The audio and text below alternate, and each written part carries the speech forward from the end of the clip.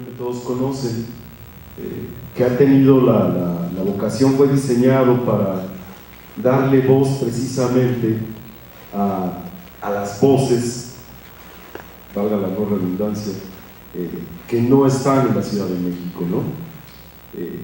No sé qué tan feliz o qué tan infeliz haya sido el resultado después de todos estos años de ese esfuerzo que comenzó con Benito Sandoval, hoy ya ido de este mundo, pero sí puedo identificar, puedo recordar varios autores, varias gentes que han traspasado esa frontera nada imaginaria, sino muy real, como decía Eduardo en el caso de Argentina.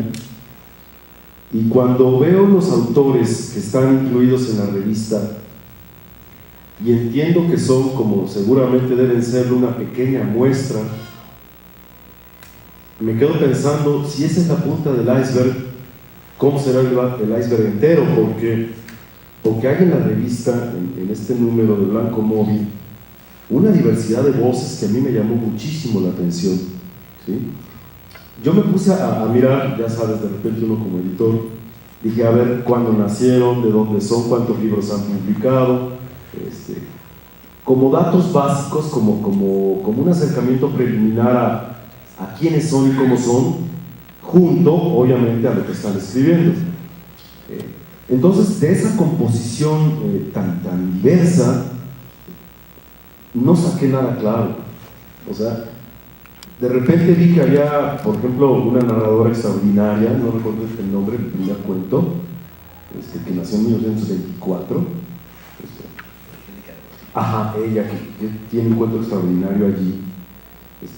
Y gentes que nacieron en el 70 y tantos, casi en el 80. O sea, el arco cronológico es enorme, y sin embargo, aunque yo digo que no entendí nada respecto de cuál era la naturaleza de la composición, lo que sí entendí es algo que ya Eduardo decía en el prólogo, por ejemplo, que no hay una vocación de localía, no hay lo que acá llamaríamos provincianismo o este orgullo de yo soy mi tierra y voy a hablar de las macetitas de mi jardín.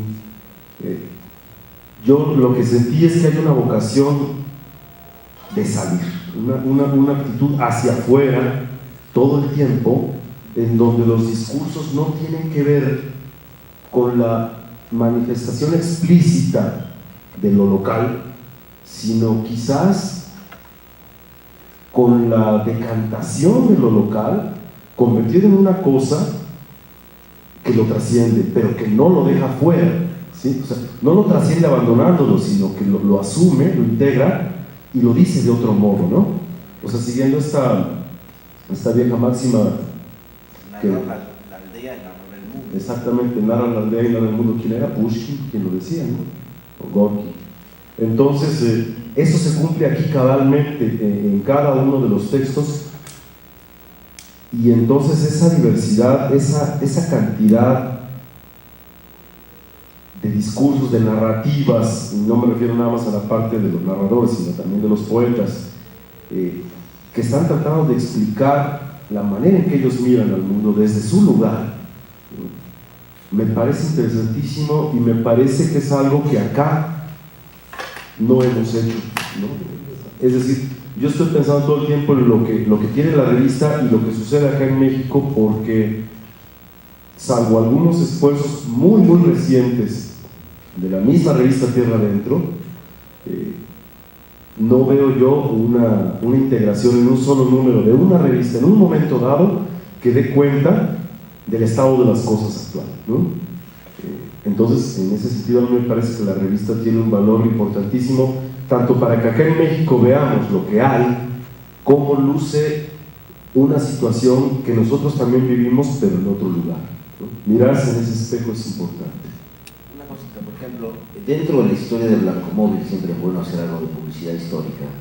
Hubo un proyecto que se denominó Voces Interiores, que justamente fue la presencia de un suplemento en el cual se presentaba el quehacer literario en el momento, sustancialmente de jóvenes creadores de cada uno de los estados, que fue un intento realmente de romper, por lo menos de forma independiente y no ante la presencia intensa de tierra adentro, pero fue una forma también de acercarnos los autores. Y esos suplementos, esos números especiales por cada uno de los estados, era realizado por un escritor del estado con una presencia plástica o fotográfica también de un autor del estado, y la selección, y fue un inicio, bueno, más o menos fueron los 90, que fueron los años buenos. Después ya fueron los años de las vacas gordas literarias, hablemos en el buen sentido de la posibilidad de realizar proyectos, y hoy estamos en las vacas famélicas, culturalmente hablando, ¿no? ¿No son las vacas locas? No, todavía. Esas serían las creativas, pero no. Pero sí, yo creo que hay un componente también dentro de lo que podemos ojear, y voy a seguir el consejo de Luis de hablar lo menos posible y dejar que tanto Nahuel como Francesca sigan en esto. Hay componentes representativos de la historia de Argentina a partir de componentes de retomar el pasado, y ese duro pasado de la dictadura militar, que está plasmado en pequeñas insinuaciones, no en textos dolientes, sino en insinuaciones del pasado, que son los que más hieren. No sé si quieres decir algo. Una cosita nada más rápido, igual en la siguiente abundamos, pero hay algo que me quedé pensando ahorita que decía que integran esa localía o ese sabor propio, o no sé cómo llamarle, pero entonces resulta que si uno lee esto y lee otras cosas, da la sensación de que, por ejemplo, la poesía no tiene país, ¿no? Es decir, yo no identifiqué nada, y no me refiero a folclore obviamente, pero no identifiqué nada que dijera, esto es del interior de Argentina. ¿Me explico? O sea, si no veo las biografías o las biobibliografías, no me entero de dónde son, verdaderamente. Lo cual es bueno. O sea, no quiero decir que sea una cosa que esto sepa de la chingada de dónde vienen, sino que son de todas partes, son de un país literario, aunque sea una figura muy gastada, pues, ¿no? Pero sí se comprueba aquí, y eso es delicioso, que el país es el lenguaje, a final de cuentas, ¿no? O sea, el verdadero país que todos tenemos, el que nos llevamos, pues es el lenguaje, como la patria que cantabas hace ratito, ¿no? La patria de las palabras. Ajá, la patria de las palabras, y mi patria quiere viajar, ¿no? Entonces aquí la patria viaja, en este número de la revista, por el interior de Argentina, pero ese interior de Argentina es una periferia como es nuestra periferia acá, y como son muchas otras, ¿no? Voy a leer un fragmentito robándole es Profesión de Fe, un fragmento de Raúl Araoz Anzoátegui. En Salta creemos que no hay nada mejor que escribir un poema, destapar un buen vino o fornicar con morenas, de esas que te muerden cuando se suelta el orgasmo. Y es en Salta, norte de Argentina. No sé si dice dónde, pero eso también pasa. En Salta no hay güeras.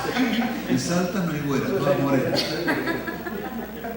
Tratando de sacarle un poco la tanguez que a veces lleva incorporada el amigo Eduardo Monchi. Bueno, no, digo la tanguez porque uno se ha acostumbrado aquí como buenos argenmex a este chiste de defenderse, ¿no? Que no estamos haciendo un tango, ¿no? Supongo que no habrá que hacer un tango si estamos viendo siempre el constante, el renovado nacimiento, y en el número 124, parece poco, ¿no? Digo porque escuchándolo a ellos y los mismos conflictos existenciales de poder proyectar lo que uno hace como músico, autor de canciones o musicante de poesías, el conflicto sigue siendo el mismo, y uno sigue haciendo las cosas más allá de apoyos estatales, gubernamentales o enojos con el lugar donde hemos nacido y no está el apoyo. Uno sigue haciendo las cosas en esta especie de mundo que incluso no lo maneja muy bien, que supuestamente estamos más informados a través del internet y no es tanto. Y justamente Francesca leyó un poema de Aldo Parfegnú, que conocí el año pasado, uno de los poetas en el estado de Córdoba, al centro del país, y está en una ciudad llamada Carlos Paz. Un personaje muy querible, y además un intelectual, digamos, no de pose, ¿no? Hemos estado en su casa guitarreando y acompañado de un vino. Había morenas, había rubia también, había güeras también. Pero él sacó un libro, vuelvo a recuperar y de alguna manera reírnos un poco de toda parafernalia en la cual a veces no participamos, por más que tengamos el iPhone 5. Que tiene que ver, él sacó un libro sobre historia que dice que es el primer asesinado, el primer muerto de la dictadura militar argentina en la misma noche del 24 de marzo del 76. Era un librero, un editor del libro que se andaba por los pueblos con una vieja Citroën, una citroneta, llevando los libros de Tejada Gómez, las cosas que no se consiguen, Jale Lima Quintana. Volver a trabajar de esa forma desde abajo, incluso con la misma poesía, con la misma música, a estar conectado con lo que sería con las bases, ¿no? Y esa es parte de lo que seguimos haciendo a pesar de los pesares, producir una revista, producir un libro, producir un disco de uno, un estudio tipo que lleva años, y es parte de que el poema tiene que estar editado, porque si no es como si no hubiera nacido, y la música también. Entonces este es un poco el comentario que festejamos los amigos, que es el 124, ¿no? Y eso me parece... Salud, Eduardo. Salud. Larga vida. Gracias, borracho.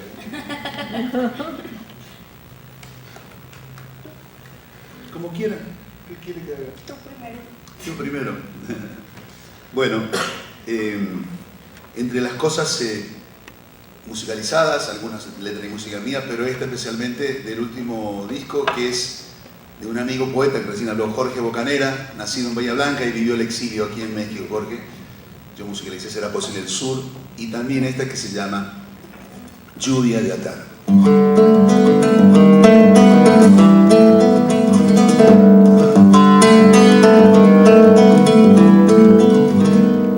En la soguita de colgar la ropa, colgué mis ojos, esos que te extrañan, después de murmurar sobre tu cuerpo, una razón para ahuyentar la escarcha. El cuento es de naufragios en Rosario, en una enorme pieza y una balsa, con dos locos de atar que iban atados y se comieron las uñas del alma. En la soguita de colgar la vida, colgué mis ojos, esos que te extrañan, dicen tu nombre cada vez que se abren, dicen que sos el aire que me falta.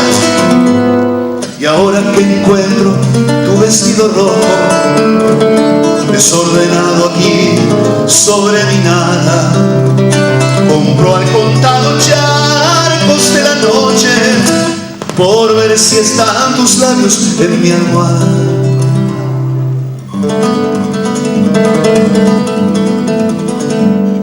Hurgo en la noche esa enorme pieza, cuando para cantar te desnudabas.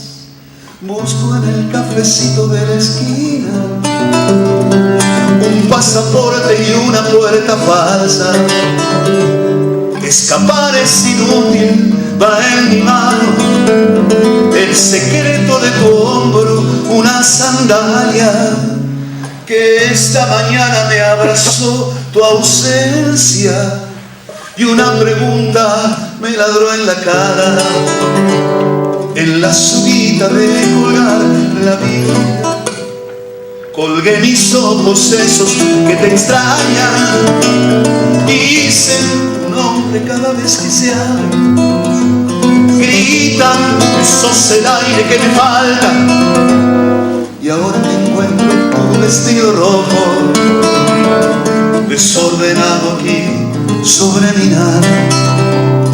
Compro al contado charcos de la noche por ver si están tus labios en mi almohada, por ver si están tus labios en la soguita de colgar la vida.